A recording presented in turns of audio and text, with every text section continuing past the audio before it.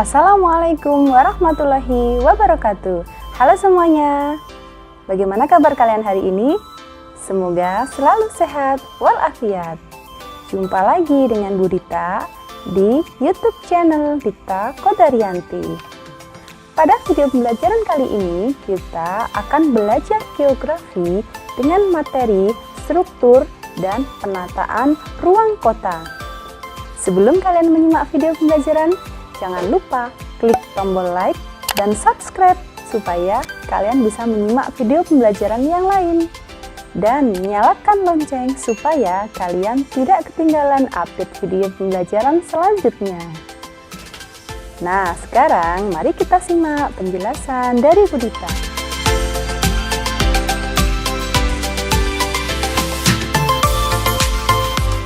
Definisi struktur ruang, di mana struktur adalah kesatuan jaringan yang lengkap dan terdiri dari elemen-elemen yang saling mempengaruhi.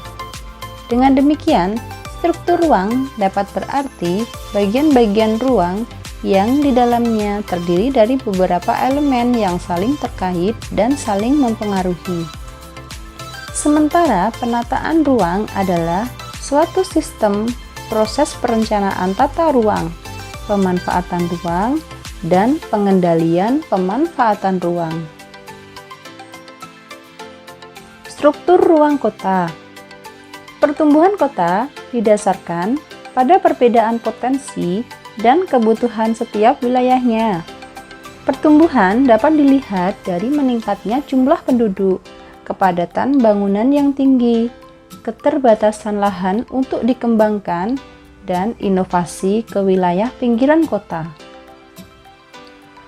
Istilah ruang berkaitan dengan aspek-aspek distribusi atau sebaran spasial berdasarkan lokasi.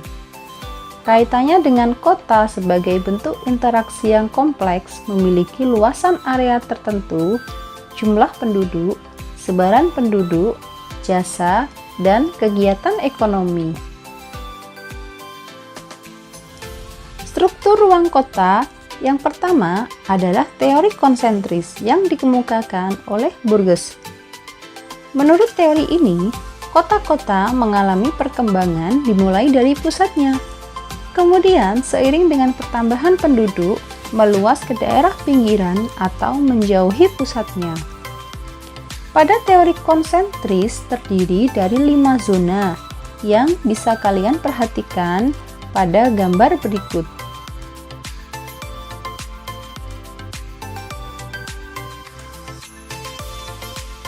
Berikut adalah penjelasan dari zona di teori konsentris.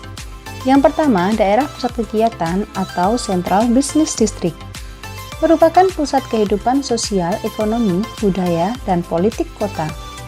Terdapat bangunan utama dan jaringan transportasi memusat di zona ini. Zona ini dapat dikatakan dengan zona aksesibilitas tinggi. Yang kedua, zona peralihan atau Transition Zone. Semakin jauh dari zona pusat kegiatan, daerahnya mengalami penurunan kualitas lingkungan permukiman. Terdapat permukiman kumuh dan kriminalitas tinggi.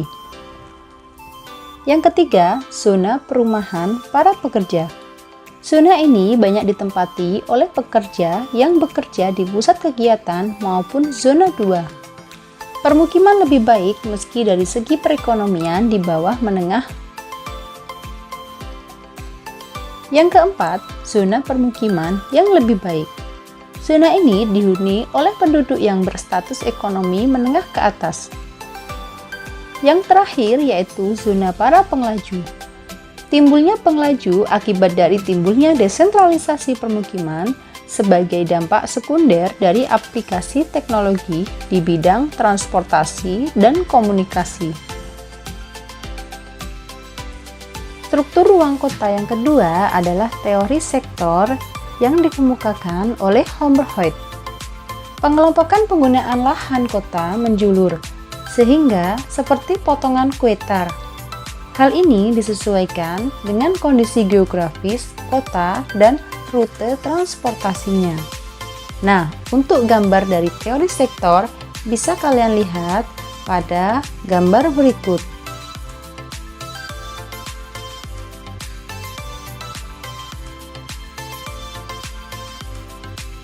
Berikut adalah penjelasan dari 5 zona yang terdapat pada teori sektor. Yang pertama, daerah pusat kegiatan atau Central Business District, di mana penjelasan dari zona ini sama dengan yang ada pada teori konsentris. Yang kedua, zone of wholesale like manufacturing. Zona ini meliputi kawasan industri dan perdagangan. Yang ketiga, zona permukiman kelas rendah, meliputi permukiman kaum buruh dengan tingkat perekonomian rendah.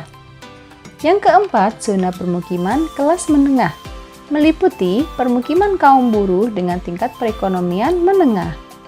Yang kelima, zona permukiman kelas atas, yang meliputi permukiman pejabat dan pengusaha dengan tingkat perekonomian tinggi. Struktur ruang kota yang ketiga yaitu teori inti ganda yang dikemukakan oleh Harris dan Ullman. Teori ini menjelaskan bahwa kota memiliki beberapa inti yang terletak di dekat pusat-pusat kegiatan lain. Pertumbuhan kota dimulai dari suatu pusat yang terbentuk secara kompleks. Pusat yang terbentuk secara kompleks akan mendorong terbentuknya kota-kota yang ada di sekelilingnya sebagai kutub pertumbuhan. Nah, untuk bentuk teori inti ganda bisa kalian lihat pada gambar berikut, di mana penjelasannya adalah nomor 1 yaitu daerah pusat kegiatan atau DPK atau CBD, yaitu Central Business District. Nomor 2 yaitu daerah grosir atau manufaktur. Nomor 3 yaitu daerah permukiman kelas rendah. Nomor 4 daerah permukiman kelas menengah. Nomor 5 daerah permukiman kelas tinggi. Nomor 6 daerah manufaktur berat.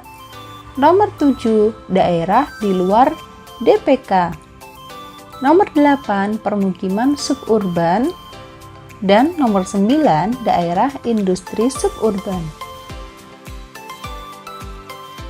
Pembahasan kita selanjutnya adalah penataan ruang kota. Faktor-faktor yang mempengaruhi pengelompokan dan penyebaran jenis kegiatan di kota ada 5. Yang pertama, kondisi geografis ruang wilayah kota. Yang kedua, perencanaan pembangunan kota. Yang ketiga, perkembangan teknologi dan informasi. Yang keempat, keberagaman kebutuhan penduduk kota. Dan yang kelima, ketersediaan ruang yang ada di dalam wilayah kota. Aspek-aspek perencanaan penataan ruang kota. Yang pertama, kondisi sosial penduduk. Kondisi sosial penduduk seperti kebutuhan pendidikan, kesehatan, tempat ibadah, status sosial penduduk, struktur sosial masyarakat, keadaan budaya, dan sebagainya.